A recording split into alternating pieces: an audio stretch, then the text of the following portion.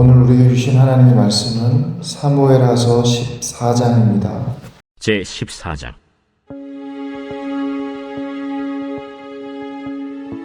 스루야의 아들 요압이 왕의 마음이 압살롬에게로 향하는 줄 알고 드고아의 사람을 보내 거기서 지혜로운 여인 하나를 데려다가 그에게 이르되, 청하건대 너는 상주가 된 것처럼 상복을 입고 기름을 바르지 말고 죽은 사람을 위하여 오래 슬퍼하는 여인같이 하고 왕께 들어가서 그에게 이러이러하게 말하라 하고 요압이 그의 입에 할 말을 넣어주니라. 드고아 여인이 왕께 아를 때 얼굴을 땅에 대고 엎드려 이르되, 왕이여 도우소서. 무슨 일이냐? 나는 진정으로 과부니이다. 남편은 죽고 이 여종에게 아들 둘이 있더니 그들이 들에서 싸우나 그들을 말리는 사람이 아무도 없으므로 한 아이가 다른 아이를 쳐 죽인지라. 온 족속이 일어나서 당신의 여종 나를 핍박하여 말하기를 그의 동생을 쳐 죽인 자를 내놓으라. 우리가 그의 동생 죽인 죄를 갚아 그를 죽여 상속자 될 것까지 끊겠노라 하오니, 그러한즉 그들이 내게 남아있는 숯불을 꺼서 내 남편의 이름과 씨를 세상에 남겨두지 아니하겠나이다. 내 집으로 가라. 내가 너를 위하여 명령을 내리리라. 내 주 왕이여, 그 죄는 나와 내 아버지의 집으로 돌릴 것이니 왕과 왕위는 허물이 없으리이다. 누구든지 내게 말하는 자를 내게로 데려오라. 그가 다시는 너를 건드리지도 못하리라. 청하건대 왕은 왕의 하나님 여호와를 기억하사 원수 갚는 자가 더 죽이지 못하게 하옵소서. 내 아들을 죽일까 두렵나이다. 여호와께서 살아계심을 두고 맹세하노니 내 아들의 머리카락 하나도 땅에 떨어지지 아니하리라. 청하건대 당신의 여종을 용납하여 한 말씀을 내 주 왕께 여쭙게 하옵소서. 말하라. 그러면 어찌하여 왕께서 하나님의 백성에게 대하여 이 같은 생각을 하셨나이까? 이 말씀을 하심으로 왕께서 죄 있는 사람같이 되심은 그 내쫓긴 자를 왕께서 집으로 돌아오게 하지 아니하심이니이다. 우리는 필경 죽으리니 땅에 쏟아진 물을 다시 담지 못함 같을 것이오나, 하나님은 생명을 빼앗지 아니하시고 방책을 베푸사 내쫓긴 자가 하나님께 버린 자가 되지 아니하게 하시나이다. 이제 내가 와서 내 주 왕께 이 말씀을 여쭙는 것은 백성들이 나를 두렵게 하므로 당신의 여종이 스스로 말하기를 내가 왕께 여쭈오면 혹시 종이 청하는 것을 왕께서 시행하실 것이라 왕께서 들으시고 나와 내 아들을 함께 하나님의 기업에서 끊을 자의 손으로부터 주의 종을 구원하시리라 함이니이다. 당신의 여종이 또 스스로 말하기를 내 주 왕의 말씀이 나의 위로가 되기를 원한다 하였사오니, 이는 내 주 왕께서 하나님의 사자같이 선과 악을 분간하심이니이다. 원하건대 왕의 하나님 여호와께서 왕과 같이 계시옵소서. 바라노니 내가 내게 묻는 것을 내게 숨기지 말라. 내 주 왕은 말씀하옵소서. 이 모든 일에 요압이 너와 함께 하였느냐? 내 주 왕의 살아계심을 두고 맹세하옵나니 내 주 왕의 말씀을 좌로나 우로나 옮길 자가 없으리이다. 왕의 종 요압이 내게 명령하였고 그가 이 모든 말을 왕의 여종의 입에 넣어주었사오니, 이는 왕의 종 요압이 이 일의 형편을 바꾸려 하여 이렇게 함이니이다. 내 주 왕의 지혜는 하나님의 사자의 지혜와 같아서 땅에 있는 일을 다 아시나이다. 왕이 요압에게 이르되, 내가 이 일을 허락하였으니 가서 청년 압살롬을 데려오라 하니라. 요압이 땅에 엎드려 절하고 왕을 위하여 복을 빌고 요압이 이르되, 내 주 왕이여, 종의 구함을 왕이 허락하시니 종이 왕 앞에서 은혜 입은 줄을 오늘 아나이다. 요압이 일어나 그술로 가서 압살롬을 데리고 예루살렘으로 오니 왕이 이르되, 그를 그의 집으로 물러가게 하여 내 얼굴을 볼 수 없게 하라. 압살롬이 자기 집으로 돌아가고 왕의 얼굴을 보지 못하니라. 온 이스라엘 가운데에서 압살롬같이 아름다움으로 크게 칭찬받는 자가 없었으니 그는 발바닥부터 정수리까지 흠이 없습니다. 그의 머리털이 무거움으로 연말마다 깎았으며 그의 머리털을 깎을 때 그것을 달아본즉 그의 머리털이 왕의 저울로 200세겔이었더라. 압살롬이 아들 셋과 딸 하나를 낳았는데 딸의 이름은 다말이라. 그는 얼굴이 아름다운 여자더라.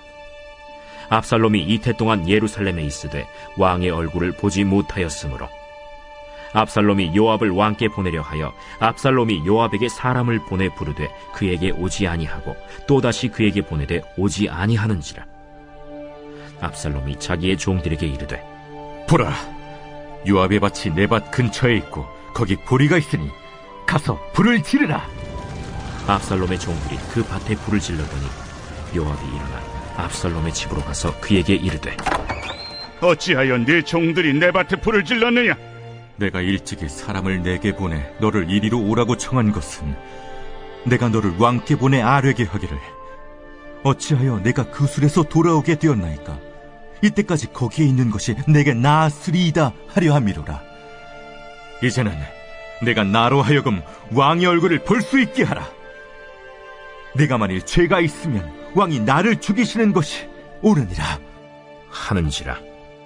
요압이 왕께 나아가서 그에게 아뢰매 왕이 압살롬을 부르니 그가 왕께 나아가 그 앞에서 얼굴을 땅에 대어 그에게 절하매 왕이 압살롬과 입을 맞추니라. 오늘도 하나님의 은혜와 평강이 함께하기를 축복합니다. 이 다윗 왕이 밧세바를 범하고 그의 남편 우리아를 의도적으로 계획적으로 그렇게 최전방으로 내몰아서 죽이고 그 후에 이 일이 있으니라. 다윗과 밧세바 사이에 첫 아들이 죽고 또 다윗의 큰아들 암논이라는 아들이 그 배다른 공주였던 다말을 연애해서 겁탈하는 그런 일이 벌어지고 또 그걸 알고는 그 다말의 친오빠였던 이 압살롬이 암논을 자기 형이죠. 형을 죽이는 그런 비극이 이 다윗 가정에 계속해서 이어지고 있습니다. 그 암논을 죽인 압살롬이 아버지 낯을 보기 어려우니까 도망을 쳐서 그 술로 자기 외가 쪽이죠. 외가로 도망을 갔다가 만 2년, 그러니까 한 3년쯤 되었을 때 군대 장관 요압의 중재로 다시 압살롬이 예루살렘으로 돌아오는 그러한 과정 중에 있습니다. 그때 그 상황을 오늘 이제 본문이 설명하고 있는데 여러분 그 내용을 다시 한번 보시면 1절에 보면 스루의 아들 요압이 왕의 마음이 압살롬에게로 향하는 줄 알고 드고아의 사람을 보내 거기서 지혜로운 여인 하나를 데려다가 그에게 이르되 청하건대 너는 상주가 된 것처럼 상복을 입고 기름을 바르지 말고 죽은 사람을 위하여 오래 슬퍼하는 여인같이 하고 왕께 들어가서 그에게 이러이러하게 말하라고 요압이 그의 입에 할 말을 넣어주었다. 그러니까 요압이 눈치를 가만히 보니까 다윗의 마음이 이제 한 3년쯤 되니까 다시 압살롬에게로 어느 정도 또 아들이 좀 보고 싶다 그런 마음이 기울어진다 하는 것을 알고는 이제 중재를 하려고 합니다. 근데 이게 말하기가 쉽지 않죠.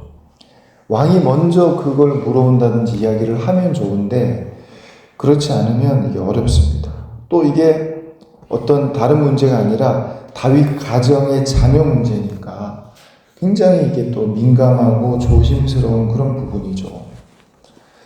그래서 본인이 직접 이야기할 수는 없고 어떻게 하냐면 지혜로운 여인 하나를 데려다가 다윗에게 마치 어떤 사연이 있는 것처럼 이렇게 이야기를 하는 것입니다. 그리고 들여보낼 때 상주가 된 것처럼 상복을 입히고 오래 슬퍼한 여인처럼 머리도 막 헝클어지게 집시 머리처럼 그렇게 해서 다윗에게 들여보내면서 네가 들어가서 어떤 이야기를 해라 하는 이야기까지 이제 알려주는 것이죠. 그 이야기가 이제 4절 이하에 나오는 이야기인데, 간단하게 정리하면 이런 이야기입니다. 남편은 죽고 아들이 둘 있는데, 두 아들이 서로 싸우다가 큰 아들이 작은 아들을 죽였다는 겁니다. 근데 그 사실을 사람들이 듣고는 그 동생을 죽인 이 천하의 못된 나쁜 형을 끌어내라. 우리가 그 죄를 처벌하겠다. 그 형도 가만두지 않겠다. 그러면서 끌어내라고 하니까, 그러면 남편도 죽어 없고 작은 아들도 뭐 죽어서 없고 큰 아들마저 이게 없으면 제가 어떻게 살겠습니까?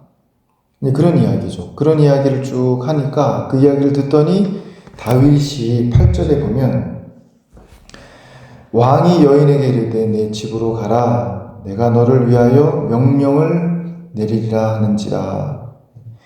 드고와 여인이 왕께 아뢰되 내 주 왕이여 그 죄는 나와 내 아버지의 집으로 돌릴 것이니 왕과 왕위는 허물이 없으리이다. 왕이 이르되 누구든지 내게 말하는 자는 내게로 데려오라. 그가 다시는 너를 건드리지도 못하리라 하니라 하면서 다윗이 이제 그 여인의 문제를 이제 해결해 주겠다, 그런 이야기죠. 그러면서 여인이 또 그 뒤에 계속해서 이야기를 이어갑니다. 근데 이제 한참 이야기를 들어보더니 다윗이 이게 자기 이야기 같은 거죠. 이제 이 비슷한 상황이 이전에도 한번 있었습니다.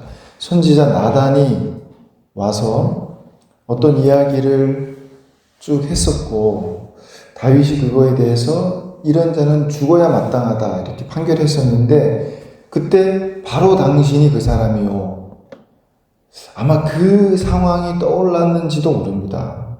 그러니까 다윗이 그 여인의 이야기를 쭉, 사연을 쭉 들어보더니 처음에는 몰랐겠죠. 처음에는 진짜 그 여자의 어떤 사연인 줄 알고 이렇게 가만히 보더니 이게 자기 가정, 아들 이야기 같고, 이게 아마도 요압이 뭔가 개입했을 것 같다, 이런 이제 느낌이 들었던 겁니다. 그래서 여러분 18절에 보면 왕이 그 여인에게 대답하여 이르되 바라노니 내가 내게 묻는 것을 내게 숨기지 마라. 여인이 이르되 내 주 왕은 말씀하옵소서. 왕이 이르되 이 모든 일에 요압이 너와 함께 하였느냐 하니 여인이 대답하여 이르되 내 주 왕의 살아계심을 두고 맹세하옵나니 내 주 왕의 말씀을 자로나 우로나 옮길 자가 없으리이다. 왕의 종 요압이 내게 명령하였고 그가 이 모든 말을 왕이 여종의 입에 넣어 주었사오니 이는 왕의 종 요압이 이 일의 형편을 바꾸려 하여 이렇게 함이니이다. 내 주 왕의 지혜는 하나님의 사자의 지혜와 같아서 땅에 있는 일을 다 아시나이다 하니라. 그래서 그 상황을 고백했고 결국에 요압의 중재로 다윗이 다시 압살롬을 예루살렘으로 데려와라 이렇게 명령을 하고, 그래서 요압이 그술로 가서 압살롬을 데리고 이제 3년 만에 예루살렘으로 압살롬이 오게 됩니다. 자, 근데 여러분 여기 이제 24절에 보면 23절부터 보시면 요압이 일어나 그술로 가서 압살롬을 데리고 예루살렘에 오니, 데려오라고 했으니까 데려온 겁니다. 근데 24절에 보면 왕이 이르되 그를 그의 집으로 물러가게 하여 내 얼굴을 볼 수 없게 하라 하매 압살롬이 자기 집으로 돌아가고 왕의 얼굴을 보지 못하니라.